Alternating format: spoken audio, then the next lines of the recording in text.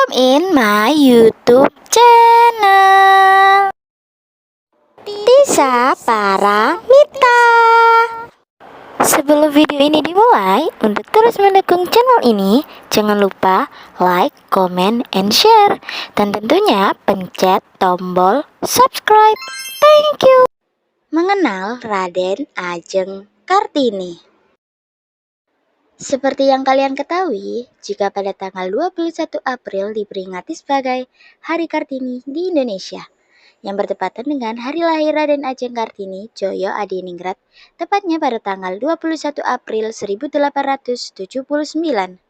Peringatan ini bertujuan untuk memperingati dan menghormati perjuangan Raden Ajeng Kartini dalam mewujudkan kesetaraan kesempatan antara laki-laki dan perempuan, khususnya dalam bidang pendidikan, dengan tujuan untuk meningkatkan derajat dan kesejahteraan perempuan Indonesia. Raden Ajeng Kartini Djoyo Adiningrat lahir pada 21 April 1879 di Mayong, sebuah kota kecil yang masuk dalam wilayah Karesidenan Jepara. Pejuang emansipasi wanita ini lahir dalam lingkungan keluarga priayi dan bangsawan. Karena itu, ia berhak menambahkan gelar Raden Ajeng di depan namanya. Raden Ajeng Kartini Djoyo Adiningrat adalah putri dari pasangan Raden Mas Adipati Aryo Sosroningrat dan Mas Ajeng Ngasirah. Jika ditelusuri, garis keturunan sang ayah merupakan keturunan darah biru yang dapat dirunut hingga Hamengkubuwono VI. Bahkan garis keturunannya bisa ditilik sampai ke istana Kerajaan Majapahit. Sementara sang ibu, Mas Ajeng Ngasirah, merupakan anak dari pasangan Kiai Haji Modirono dan Nyai Haji Siti Aminah. Mas Ajeng Ngasirah merupakan perempuan desa yang memiliki kedudukan terhormat di tengah masyarakat karena bapaknya merupakan ulama di desa Teluk Awur, Jepara. Raden Ajeng Kartini memulai pendidikan resminya di Sekolah Dasar Eropa Europe's Lager School atau ELS pada tahun 1885. Raden Ajeng Kartini dapat bersekolah di ELS karena lahir dari keluarga priayi atau bangsawan. Di sekolah ELS, Raden Ajeng Kartini terkenal sebagai seorang murid yang pandai. Selain itu, beliau juga dikenal memiliki kemampuan bahasa Belanda yang baik, suka belajar, dan aktif di sekolah. Setelah lulus dari ELS pada tahun 1892, Raden Ajeng Kartini berharap untuk melanjutkan pendidikan ke Hugger Burger School Semarang atau HBS. Namun keinginannya ditolak mentah-mentah oleh ayahnya.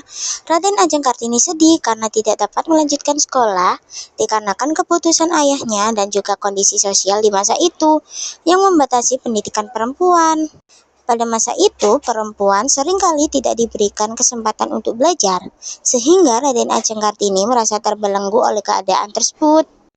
Pada akhirnya, Raden Ajeng Kartini harus menjalani masa pingitan di rumahnya yang besar.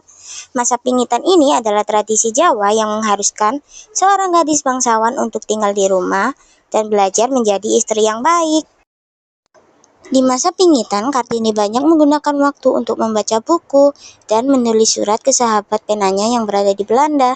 Di antaranya adalah Estella, Peter, Henry Hubertus, Rosa Manuela, Mary Oving, dan Hilda Gerarda. Raden Ajeng Kartini berkirim surat kepada sahabat penanya melalui layanan pos yang dioperasikan oleh pemerintah Hindia Belanda.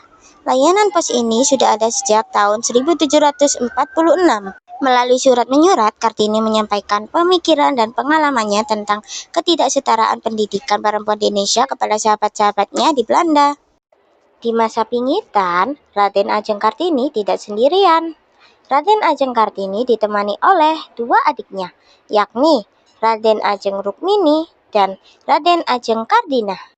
Mereka bertiga sering membaca bersama, menulis surat, dan mendiskusikan isu-isu sosial termasuk ketidakadilan terhadap perempuan. Meski terkurung dalam dinding pingitan, pemikiran mereka justru melampaui zaman. Kartini mendorong Rukmini dan Kardina untuk tidak hanya menjadi perempuan Jawa yang patuh pada adat, tetapi juga menjadi perempuan yang cerdas dan mandiri.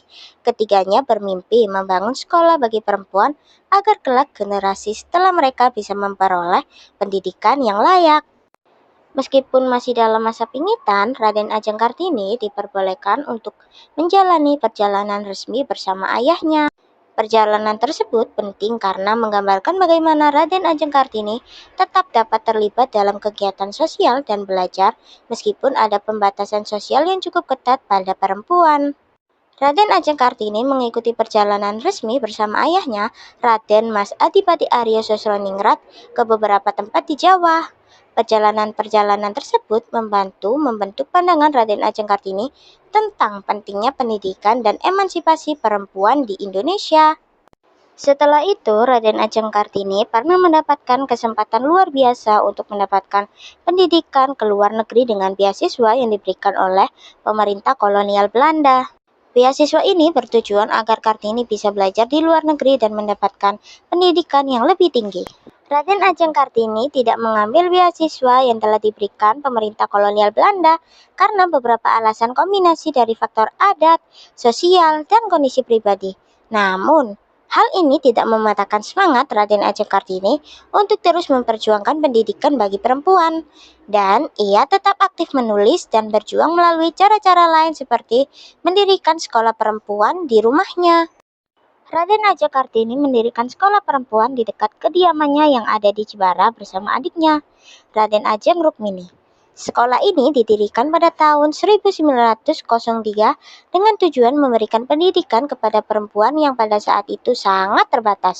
Kartini merasa penting untuk membuka akses pendidikan bagi perempuan agar mereka bisa mengembangkan diri dan memiliki pengetahuan yang setara dengan laki-laki. Sekolah ini menjadi langkah awal dalam perjuangan Raden Ajeng Kartini untuk memajukan hak-hak perempuan, meskipun pada saat itu hanya bisa mengajar kepada beberapa perempuan muda di sekitar rumahnya. Setelah membangun sekolah di rumahnya, Raden Ajeng Kartini dilamar oleh Raden Adipati Joyo Adiningrat, seorang bangsawan yang merupakan Bupati Rembang. Salah satu aspek yang paling terkenal adalah bahwa ia mengajukan beberapa syarat dalam pernikahannya dengan Raden Adipati Aryo Joyo Adiningrat. Syarat-syarat tersebut yakni tidak ingin melakukan prosesi pernikahan yang mengharuskan berlutut dan mencium kaki suami serta ingin tetap diperbolehkan mengajar cita-cita untuk memajukan perempuan Hindia Belanda dengan dibuatkan sekolah khusus perempuan dan menjadi seorang guru di Rembang. Syarat-syarat ini pun disetujui oleh suaminya. Pernikahan Raden Ajeng Kartini dengan Raden Adipati Aryo Joyo Adiningrat berlangsung pada 8 November tahun 1903. Namun sayang, perjuangan Raden Ajeng Kartini untuk meraih emansipasi perempuan harus terhenti di usia 25 tahun.